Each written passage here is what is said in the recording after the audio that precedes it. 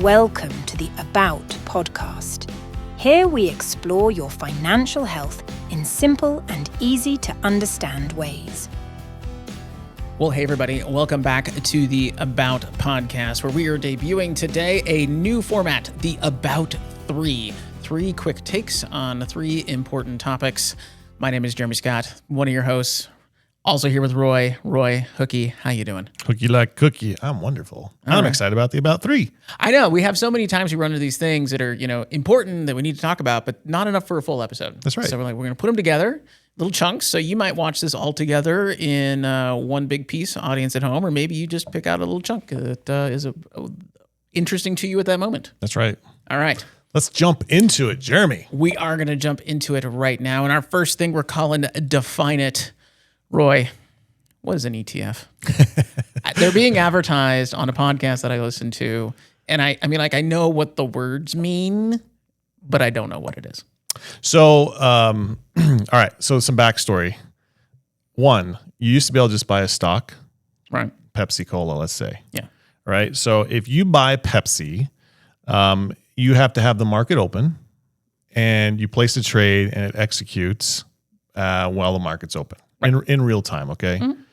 So that's, an exchange-traded stock, essentially. Yeah. And the exchange ETF stands for Exchange-Traded Fund. Fund, yes. Fund. So to continue the backstory, after that, there was a thing called a mutual fund that was created. Yeah. After the stock, you can buy a mutual fund. Well, what's a mutual fund? A mutual fund is let's call it a pool of mutually held companies. Right. AKA a fund. Right.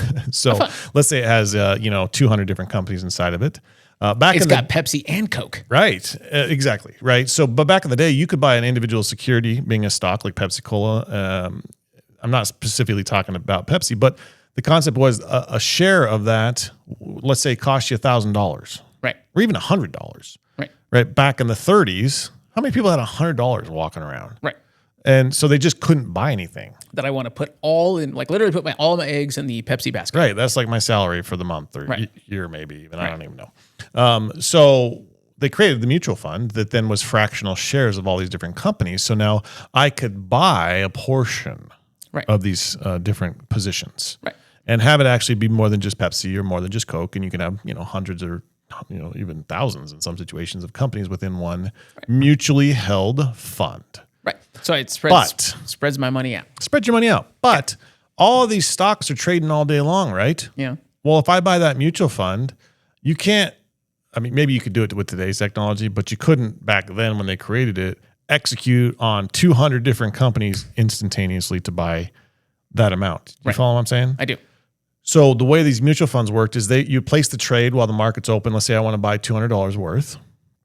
I would get my order in to purchase those $200, but I don't actually get the number of shares I'm going to get for that $200 because all those stocks are trading all day long. Yeah. So after market, the market closes. They know where everything's at, and then your trade executes.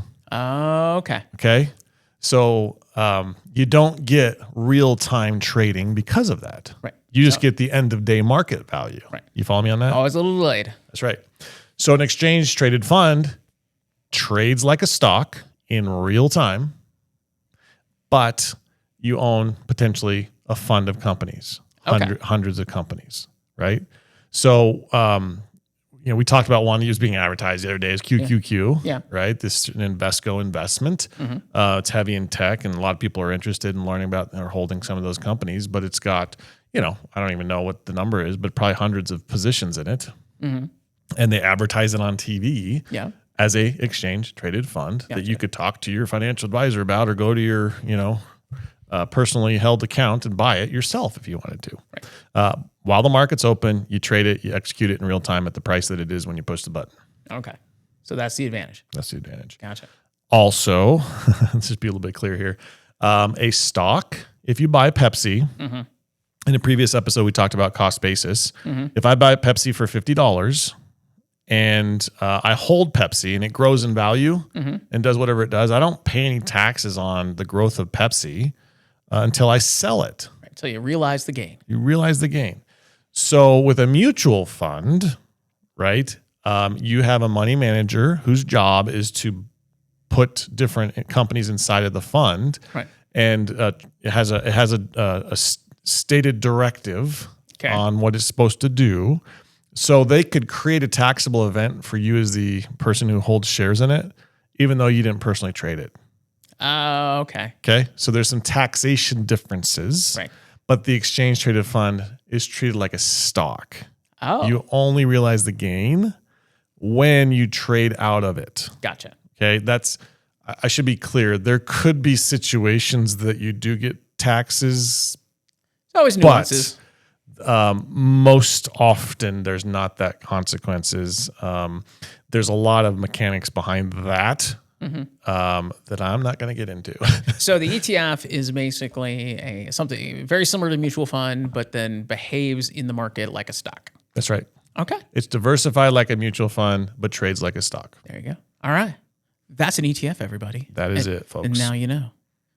Okay. So next section. Should I buy it? Roy, when do I want to use an annuity?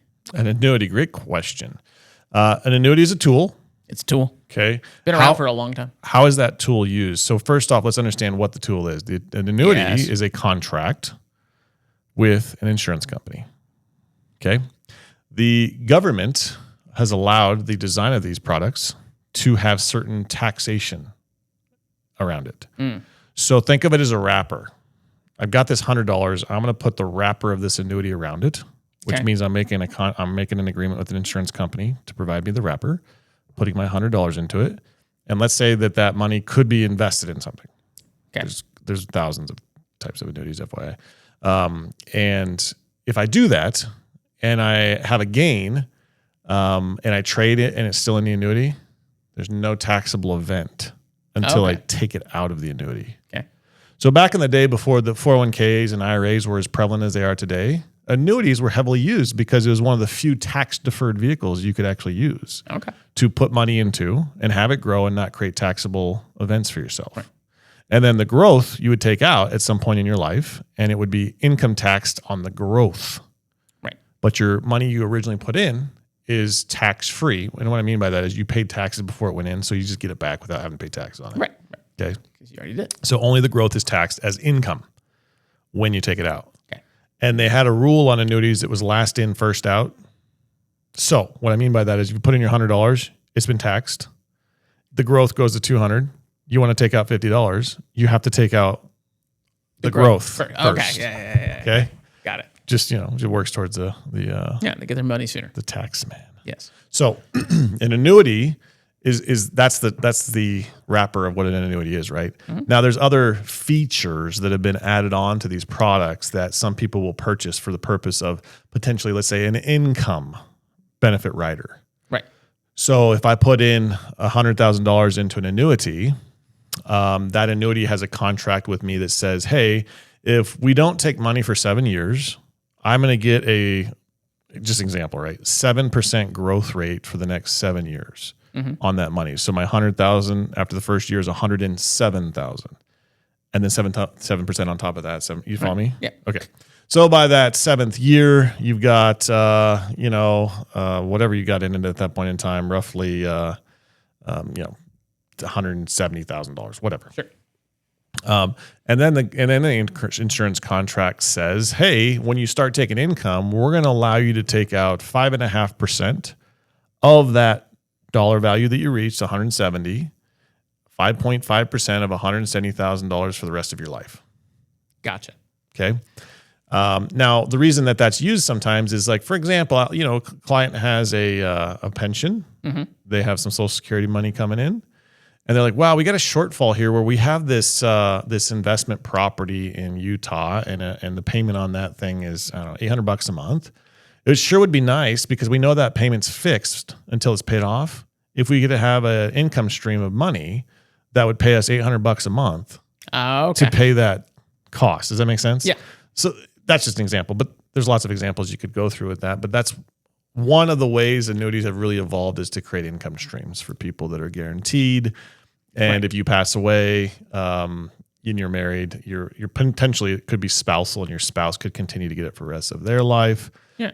Lots of designs around that. Anything that's left will typically go to your heirs, as a beneficiary of that product. Nice. So, because today we have different financial products to kind of scratch the itch that the original annuity was set up to do with IRAs and 401ks and all that kind of stuff, but there's still a use for them, which sounds like it's more about providing a reliable income stream, on a regular basis. That's one of the ways it's used. But think of it as this. It's as simple as an insurance company can take lots of people's money, leverage it, give you some sort of benefit to that money in a way that individually we can never do. Right, because they're investing it. That's right. You buy the annuity, spend the $100,000. They're not just sitting that on the mattress and handing it back to you bits by piece. They've got it invested with their people that hopefully know what they're doing, and they're making money. We're making money. Everybody. I just had a continuing education this week on annuities specifically, and one of the things that came up in that is that all these things have cost, right? Yeah. And I just want to tell our listeners that if you ever come across somebody that says, "Oh, this annuity doesn't cost you anything," technically, that's true. But the example that was used was really good because most people understand what a certificate of deposit at a bank is. You give them $100,000, they take your money, and they give you a set return on that money for a set period of time. Right. Okay. So if you ever run across somebody that says, "Hey, there's no cost on this," they're technically right, but you're giving the annuity company your $100,000. They're doing something with it, like the bank does with that $100,000, because they lend it or something. Right. They do something with that. They're making money with it. That gives them a spread on the return that they're giving you. Right. Right. But they're able to pool bigger numbers together to get a better return, and that's what what insurance companies are doing. And they're taking your money, getting a spread, and that's why they say there's no cost. Gotcha. But there is, and you got to understand the product. You got to understand the time frame. You got to understand the gotchas. Before you get any of those kind of products. So lots of them out there. They're tools. They can be missold, like anything can be missold. Right. You just got to understand what you're getting into and why before you do it. Yeah, and sometimes they can be the right tool. That's right. Gotcha. They're just a tool, so they definitely can fill the void sometimes for folks. Perfect. All right, so now we're at the third of our About 3. React to it. Roy, when do I refi my house?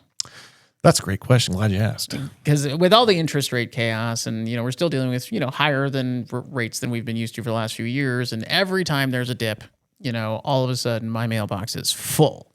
And my email box is full of, do you want to refi? Do you want to refi? Do you want to refi? The market went down 0.5 point. Do you want to refi? I'm like, I don't know. Because, are rules of thumb or when do I want to do that? Yeah, a good rule of thumb, and this isn't every situation, just remember that, everybody, but a good rule of thumb is 1%. 1%. So if you have a 6.5% mortgage, does it make sense to go from 6.5 to 6? Not necessarily. All right, and it depends how much time is left on it. Right. What are are you going from 10 years left on your mortgage to a new 30-year, and you need it for cash flow purposes? There can be reasons to do it, but ideally, if you're not getting a full percentage point, the cost to refinance typically is more expensive than the savings you're going to get. Gotcha. But it all depends. But that's typically a good rule of thumb. So you're in a 6.5, you should probably consider it around a 5.5. Okay. Okay. And is there a rule of thumb as far as time? As far as maybe I'm not gonna, but I know I'm only gonna be in this house for another 3 years, say. Yeah, that's a great question too, because if you are going to sell, what's the cost to refinance? Have you looked into one recently by chance? Well, I just did one last spring. Last spring? Yeah. And what did it cost you? Do you remember? Well, it added about $10,000 to my mortgage. Oh, they just... Yeah. Okay. They looped it into the mortgage. You didn't have to pay anything out of pocket, right? I did not. So whatever no cost to whatever they charged you, go ahead and add on the percentage rate over 30 years, and that's what you're really paying for that refinance. Right. So, anyways, don't let me do that math, by the way. I won't. So it would be realistically not probably in your best interest if you're going to sell it in the short term to pay. Typically, I see numbers around the $5,000 mark. Right. For the cost to refinance. Some insurance companies, mortgage companies, if you're within the same company, will sometimes give you some breaks and things like that, which is worth considering if they're going to do that for you. But it always typically comes down to the math. Yes. And what I would also tell our listeners is that, Jeremy, you're a young man. And to some people, not to my children. Well, you're probably a dictator to your children. Yeah. That's how all children. I'm the do old parents, man as far as right? they're concerned, but yes. So if you're going to retire in 20 years, Yeah. ideally, your financial advisor is going to tell you that you should probably be debt free by the time you retire. That would be lovely. So, depending on your situation, you could say, hey, we want to refinance, and they can do different periods of time. They don't have to do 30 years. Right. They could do a 20-year. You could request that. Or you can even do the math on it and pay it like it's a 20-year, Right. to be clear. A lot of that stuff is really part of the equation. So what I typically do for people is I'll say, hey, here's your current situation. Let's do the math on it, the amount of interest you're going to pay over the life of the loan, including the costs, right, to refi. And then here's the example of what we're going to refinance into to offset which one is the better deal for us. Right. How much are we going to pay in more in interest? But that's not just the only thing. It really comes down to cash flow.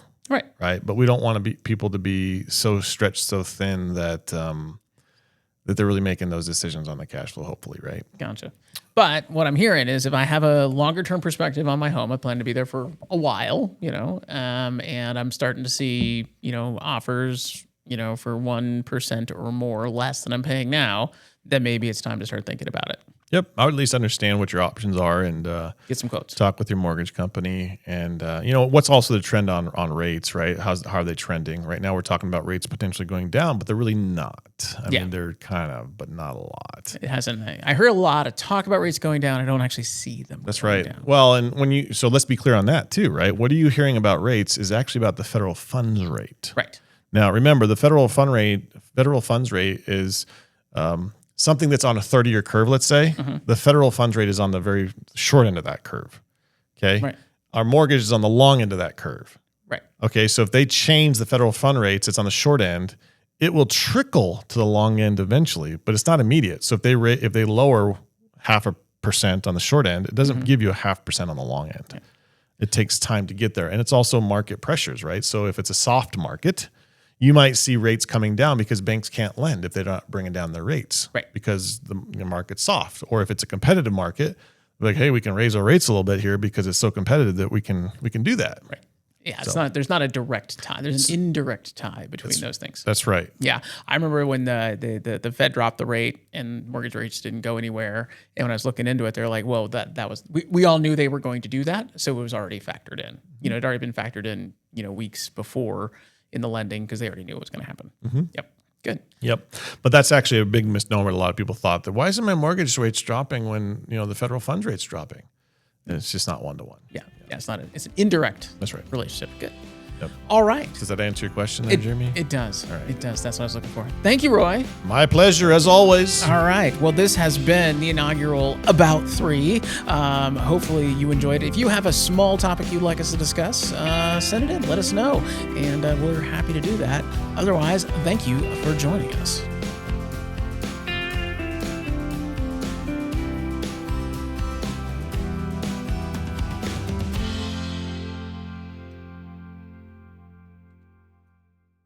CWA is a Securities and Exchange Registered Investment Advisor.